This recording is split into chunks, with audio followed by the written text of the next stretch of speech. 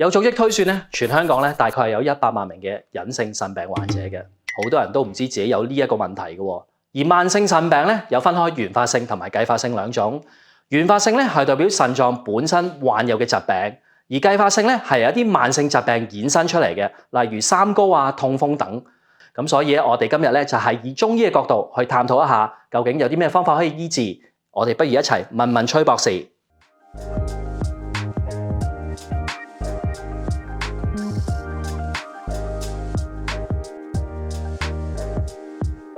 多得崔啊，點解香港咧咁多人咧唔知道自己有腎病嘅咧？係啊，呢個係事實。喺今年嘅3月咧，有一啲嘅相關醫療團體公布咗一個調查研究結果，發現咧竟然有超過70%嘅香港人啊係唔知道自己咧就血脂高嘅喎，包括咧膽固醇高啊、三酸甘油脂高，所以啲人咧會出現咧腎病嘅一啲高危人士嚟嘅，咁造成咧。嗱，我哋頭先提過啦，有高血脂、高血壓、高血糖同埋咧肥胖，呢啲咧就係腎病嘅4隱患。所謂咧就係嗰啲代謝症候群啦。咁呢啲咧就係容易會發展咧出現慢性腎病嘅。我自己都驚一驚，因為我都有少少超標。咁如果有腎病嘅人嚟講咧，一般咧會有啲咩症狀，同埋我哋有啲咩方法可以去自測咧？或者咁，我哋將今日嘅主題咧聚焦喺所謂慢性腎衰竭呢個問題上邊，主要原因咧就係話，因為呢啲慢性嘅腎臟病咧，會引發到嗰啲水液啦、毒素嘅儲留啦，或者咧水液電解質啊，或者咧就係血嘅酸鹼度咧出現啲紊亂嘅情況，失咗平衡啦。另外咧，有部分病人可能佢哋嘅內分泌系統咧，亦都出現咗問題嘅，導致到咧就出現咗腎病嘅症狀。不過，如果你腎病早期咧，其實就冇咩特別嘅症狀嘅，因為我哋嘅腎咧就即係嗰個代償能力好強嘅。打個比喻，好似兩兄弟，如果細佬咧捱更抵嘢，身體弱咗啦，做唔掂功夫，哥哥咧會出嚟幫手，咁頂住啲工作。咁所以咧，慢性腎衰竭嘅情況，直至到剩餘嘅腎單位都頂唔順啦，或者調節唔到、應付唔到咧身體最基本嘅需要，咁嗰啲症狀咧先至會出到嚟嘅。不外乎咧，譬如話成日覺得腰酸背痛啦，咁咧就係就尿頻啦，就夜晚多尿啦，或者咧就係個人好攰啦，冇氣冇力啦。有啲情況後期啲嘅咧就會少尿，甚至咧就冇尿添。總結嚟講咧，一般慢性腎衰竭嘅病人咧，佢哋咧有幾方面嘅表現嘅。第一，通常都會血壓高，就好常見嘅。有一啲病人咧，佢哋嘅高血壓咧，甚至藥物咧都好難控制嘅。第二種情況咧就係會啲人咧因為水液代謝出現紊亂啊，好容易咧就會有水腫啦，甚至咧出現腹水啊、胸水等等嘅。另外啦，有部分病人咧，佢嘅腎衰竭發展過程入邊，尤其是當啲身體嘅廢物、肌酐嘅水平咧升高咗，高於咧300個單位以上，就會出現咧唔同程度嘅貧血。你睇落去咧就係面色蒼白啦，啲手甲啊嗰啲又白曬曬啦，嘴唇咧都蒼白嘅。咁呢啲咧都係一般慢性腎衰竭所見到嘅體徵嚟嘅。聽到呢度咧，原來咧高血壓咧同腎病咧都有一個好息息相關嘅關係嘅喎。絕對係因為咧我哋嘅腎咧係負責咧水液代謝，濾過啲尿液啦，亦都咧從吸收啲有用嘅物質。咁呢啲過程咧都由我哋身體咧有啲荷爾蒙啦，亦都有一啲咧電解質啊等等咧嚟大家調節嘅。水喺入邊咧亦都佔一個好重要嘅角色。好簡單講，你成日飲多啲水或者食好多鹽啊，引嗰啲水咧進入血管，就令到個血管咧脹卜卜，咁你個血壓咪會容易高咯。所以腎病嘅人你要戒食鹽，因為啲水會跟住啲鹽噶嘛。咁呢個就係其中一個原因。過程係幾複雜嘅。咁一般醫生咧又點去判斷有腎病呢一樣嘢咧？當一個病人去見醫生，個醫生梗係根據佢嘅病史啦，有啲咩問題出現過，同埋咧佢嘅臨床表現，咁嚟咧作一啲初步嘅診斷。如果有懷疑嘅，佢都會建議病人咧做一啲譬如話驗血嘅檢查啦，或者其他化驗嘅檢查啊，或者影像檢查啦。首先咧一定會排除咗三高，咁跟住咧一定會做一啲腎功能嘅測試，抽血嘅。咁另外仲會咧有肌酐清除率或者咧腎小球濾過率，兩者都差唔多嘅嘢，就反映咧身體喺每1分鐘能夠清除到幾多 CC 入邊嘅廢物。咁通常咧60以上啊，或者90以上嗰啲咧，都接近都正常嘅。咁但係咧，呢一個清除率越嚟越低嘅話咧，咁即係話個腎咧排除廢物嘅能力弱咗啦。亦都咧多數咧一定會做個小便常規啦，睇下咧嗰啲小便入邊咧會唔會出現有蛋白啊、有糖啊，或者咧有一啲譬如話啲管型物質啊咁等等，即係排除蛋白尿啊、糖尿啊等等嘅。仲有咧就係我哋都會咧做個全血圖驗下咧。特別睇下會唔會針對有唔同程度嘅貧血，仲有啦睇埋咧血液入邊或者小便入邊咧嗰啲電解質嘅平衡啦嚇。如果我哋做個超聲波咧，就會睇到咧真係有慢性腎衰竭嘅人咧，佢嘅兩個腎臟都會縮細嘅，佢嘅輪廓都比較模糊啲嘅。哇！唔講都唔知，原來而家科技咁發達，可以有咁多唔同嘅方法驗到自己有冇腎病呢樣嘢喎。咁我又想問下啦，以 Doctor 崔咁多年見到嘅，有冇一啲case 可以分享俾我哋知，以你所知嘅係關於腎病嘅問題嘅咧？我見過有一個婆婆咧，70幾接近80嗰啲，又係咧發現咗第4期嘅腎衰竭，家人亦都唔想佢洗腎，亦都堅持咧用中醫藥嘅調理啦。咁一路食，見到佢咧食到而家已經第4年啦，亦都相對穩定。而咧去覆診嘅時候咧，啲醫生再冇逼佢咧去洗腎啦。係啊，洗腎真係好辛苦，我都識得有啲朋友咧，知道有啲問題咧。係真係好煩惱嘅，即係都影響日常生活咧，都係幾嚴重下嘅。洗腎咧真係好麻煩嘅，所以咧如果可以用中醫嘅方法咧去幫到大家咧，更加好噶啦。所以如果想知道咧，我哋下集咧會講多少少呢一樣嘢嘅。咁以我哋日常嘅生活習慣嚟講咧，其實有啲乜嘢咧係好傷腎嘅咧？喺我哋日常生活嘅習慣上面，的確有好幾件事我哋要留意嘅。第一咧就係飲水啦，好多人咧成日咧就係飲得好少水嘅，或者甚至咧真係好幾個鐘頭都唔飲水嘅。嗱，呢個咧係一個唔好習慣。咁因為如果你少飲水咧，令到我哋嘅血管入邊咧嗰啲血容量咧會減少咗。咁呢個咧就會影響到我哋嘅腎小球嘅濾過率啦。咁但係我又想問下啦，飲得少水有問題，咁但係如果係咪調翻轉飲得多水，亦都係會對腎唔係咁好咧？飲得多水咧，對腎亦都係有影響。如果你超過正常嘅水量，咁而正常人咧太多水咧，會出現所謂水中毒啦。一般人如果夜晚黑，尤其是就建議咧就唔好飲咁多水啊。咁我成日都提咧話9點之後咧，盡量少飲水啦。等個口攝下啲水就得，因為咧你咁樣咧，你就令到個腎咧夜晚嘅負擔咧就會大咗嘅。咁亦都成日咧要起身屙尿，都影響你嘅睡眠啦，係咪？嗱，頭先我哋講完咧，少飲水係唔好。咁另外仲有一個同水有關嘅習慣就係飲尿。成日尿急都唔去屙尿。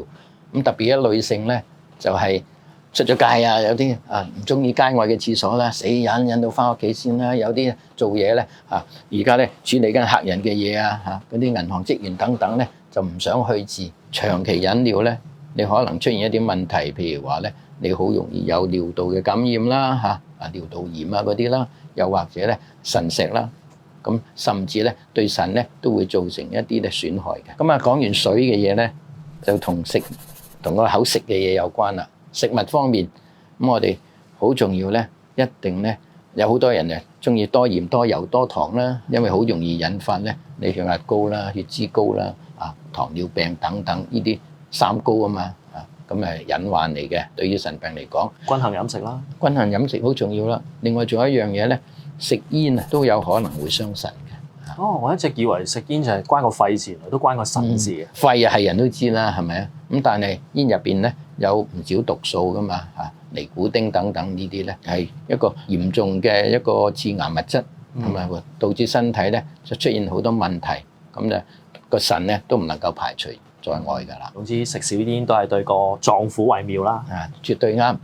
另外咧就係食入口嘅嘢仲有藥物，無論中藥西藥，佢哋咧都有一啲係會傷腎嘅。譬如話有啲就係消炎止痛藥啦，好多人成日食嘅；有啲咧就係抗生素啦，咁有啲咧就係顯影劑啊。你照一啲 CT 掃描嘅時候咧，好多時候要打啲顯影劑，都會傷到腎嘅。咁我亦都見到過一啲個案咧，就係一打顯影劑，個腎功能就即刻差嘅，會有嘅。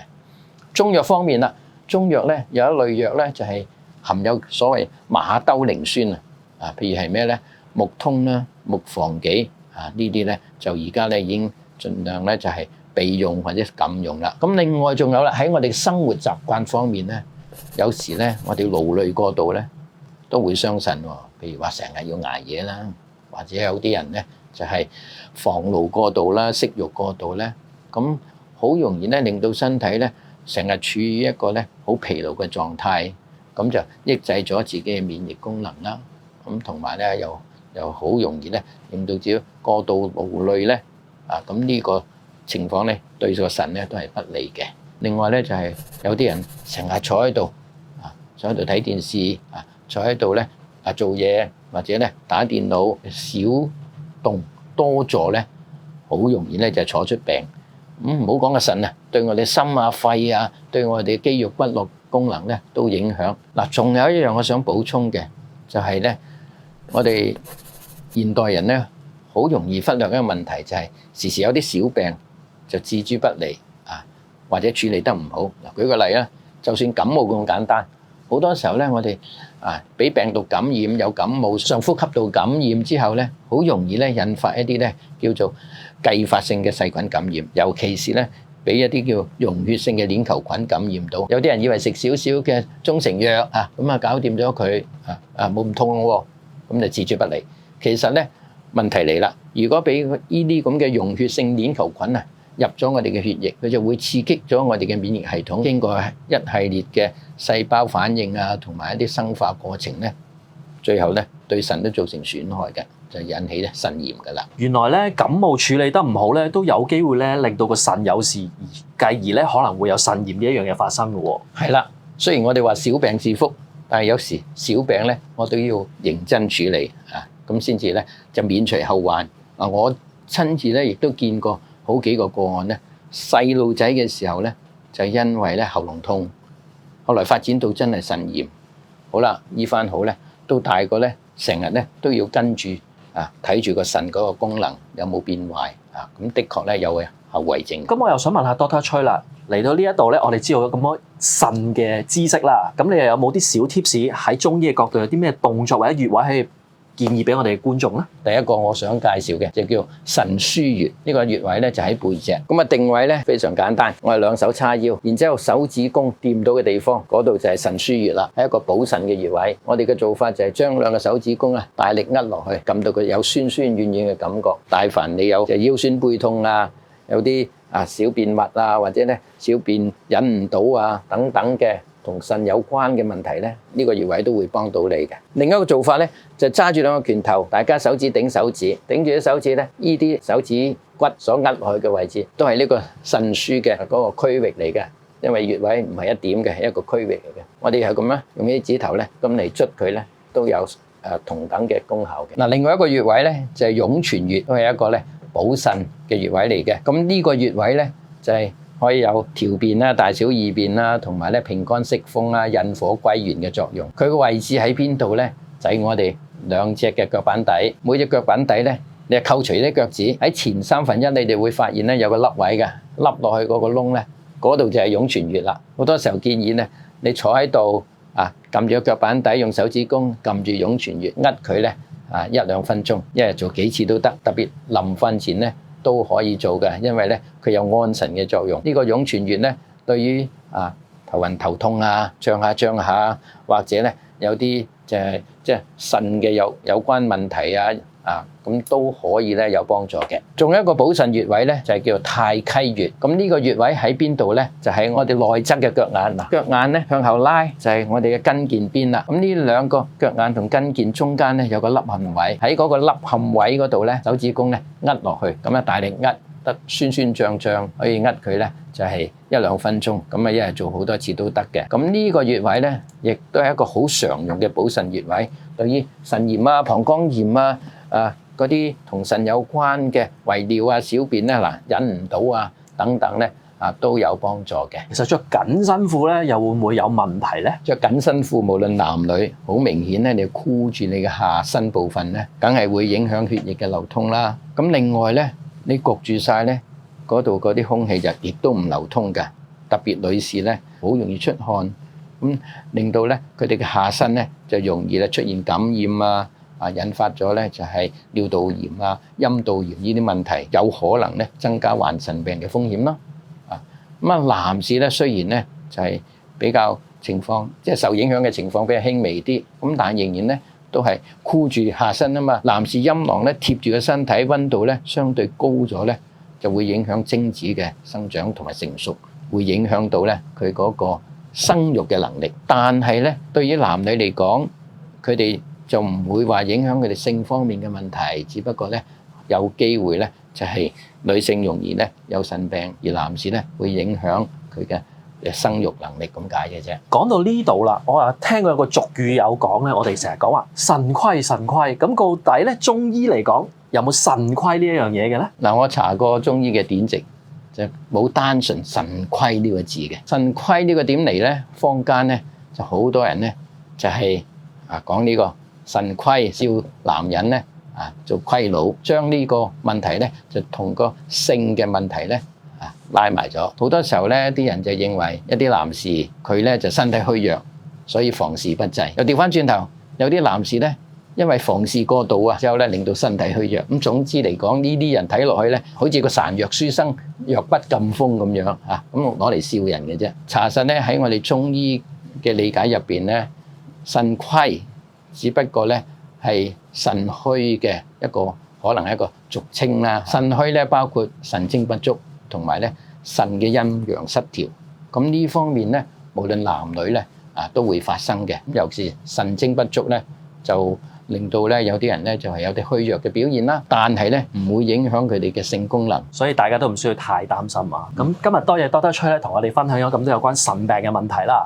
咁如果想知多啲有關腎嘅嘢咧，我哋下集仲會講多少少噶。如果喜歡我哋呢條影片咧，記得訂閱健康媽，多啲分享俾你嘅朋友啊。咁我哋下集再見啦，拜拜。嗱，如果大家中意呢個健康資訊嘅分享，就可以訂閱我哋健康媽嘅頻道，撳埋呢個鐘仔。下次再見。